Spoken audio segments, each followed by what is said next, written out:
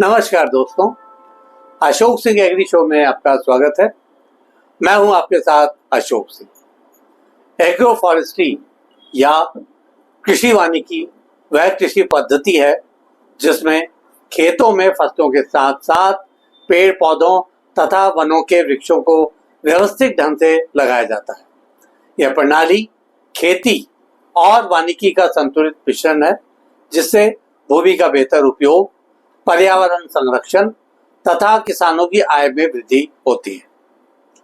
आधुनिक कृषि में जलवायु परिवर्तन और भूमि की उपजाऊ शक्ति घटने जैसी चुनौतियों के कारण इसका महत्व तेजी से बढ़ रहा है। आज के इस कार्यक्रम में हम विभिन्न फसलों की खेती करते हुए उन्हीं खेतों में ऐसे वृक्ष लगाने की बात कर रहे हैं जिनसे अतिरिक्त आमदनी लंबे समय तक मिल सकती है।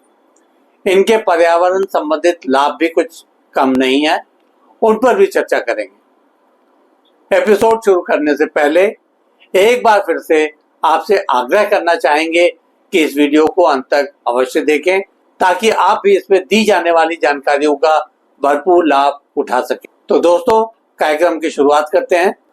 आज के दौर में विश्व भर में एग्रो फॉरेस्ट्री को सतत कृषि या सस्टेनेबल एग्रीकल्चर की एक महत्वपूर्ण तकनीक माना जा रहा है।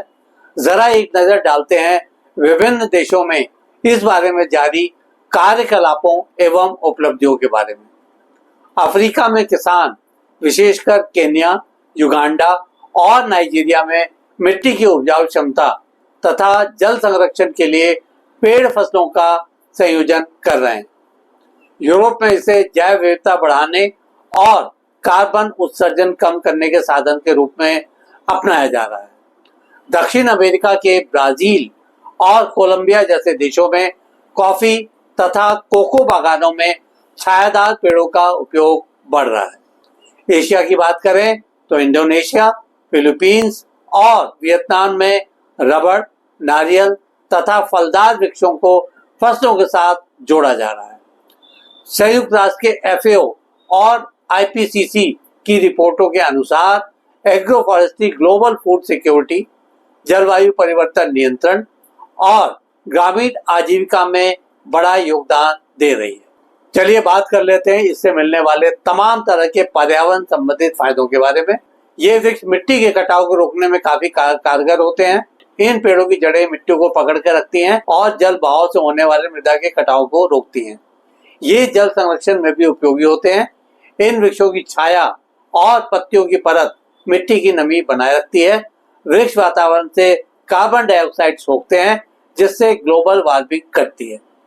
खेतों में अलग अलग पौधों और जीवों के लिए अनुकूल वातावरण बनता है जिससे जैव विविधता बनाए रखने में मदद मिलती है। इनसे होने वाले आर्थिक लाभ पर भी एक निगाह डालते हैं। लकड़ी, फल, औषधीय पौधे और ईंधन की बिक्री से इनके जरिए अतिरिक्त कमाई होती है। खेती में फसल बर्बाद होने के जोखिम में कमी आती है तथा इन पेड़ों से आय बनी रहती है। इनसे कहीं कम लागत में उत्पादन लिया जा सकता है। पत्तियां और जैविक अवशेष प्राकृतिक खाद का काम करते हैं। इस तरह से केमिकल फर्टिलाइजर पर खर्च घटता है। ये एक तरह से दीर्घकालिक निवेश की तरह होते हैं। लकड़ी और बांस जैसे उत्पाद वर्षों बाद बड़े लाभ देते हैं। अब बात करते हैं कि एग्रो फॉरेस्ट्री उत्पादों से तैयार होने वाले प्रोडक्ट्स के बारे में।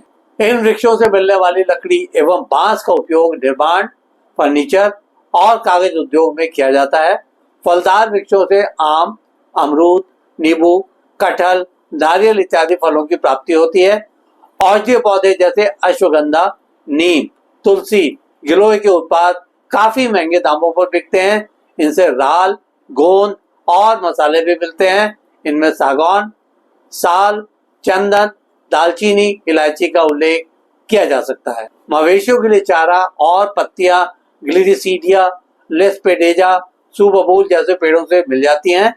भारत में एग्रो फॉरेस्ट्री का प्रचलन प्राचीन काल से हो रहा है, जैसे नारियल के नीचे मसाले की खेती, आम के बागों में दलहन या अनाज आदि।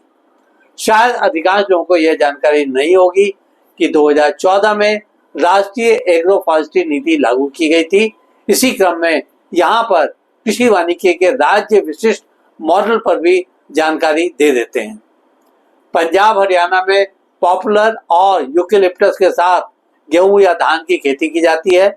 उत्तर प्रदेश में शीशम, नीम और आम के साथ दलहन या गन्ना की खेती करने का चलन है। दक्षिण भारत में नारियल, सुपारी और मसालों को मिश्रित खेती के अभिन्न अंग के तौर पर अपनाया जाता है। एग्रो फॉरेस्ट्री के लिए उपयोगी वृक्षों पर भी निगाह डालते हैं। लकड़ी हेतु सागौन, शीशम, पॉपुलर, यूकेलिप्टस, गम्हार के वृक्ष लगाए जाते हैं।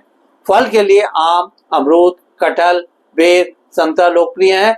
चारा उगाने के लिए सुबबूल, ग्लिसिडिया, बाजरा, नेपियर घास का नाम लिया जा सकता है। औषधीय एवं औद्योगिक उपयोग में आने वाले वृक्षों में नीम, चंदन, महुआ, करंज आदि प्रमुख हैं। देखने में काफी आता है कि अधिकतर किसान कृषि वानिकों को अपनाने से हिचकते हैं। इस मानसिकता के पीछे क्या कारण हो सकते हैं, उन पर भी बात कर ली जाए। इन वृक्षों से आमदनी मिलने में लंबा समय लगता है, कई बार तो 4-5 साल तक लग जाते हैं। इसके अलावा भूमि कानून की जटिलता भी इसमें आड़े आती है। जैसे कुछ राज्यों में पेड़ों की कटाई और बिक्री पर अनुमति ली जानी आवश्यक होती है। अधिकांश किसानों में तकनीकी ज्ञान की कमी होने से वे उचित संयोजन और प्रबंधन नहीं कर पाते हैं। फसलों पर छाया तथा जमीन से पोषक तत्व में कमी से होने वाले प्रभाव का डर भी इसमें बड़ी बाधा है। विभिन्न वृक्षों की खेत में रोपण पद्धति का तौर तरीका भी अलग होता है। जैसे खेत की मेड़ों पर पंक्तियों में रोपण के लिए पॉपुलर या नीम लोकप्रिय हैं। पंक्ति फसल संयोजन यानी एले क्रॉपिंग में 2 वृक्ष पंक्तियों के बीच फसल लगाई जाती है। सिल्वीपास्चर प्रणाली में पेड़ प्लस घास प्लस पशुपालन साथ साथ किया जाता है।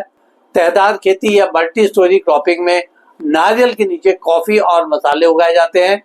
विभिन्न प्रकार की एग्रो फॉरेस्ट्री प्रणाली से मिलने वाली आय पर भी चर्चा कर लेते हैं।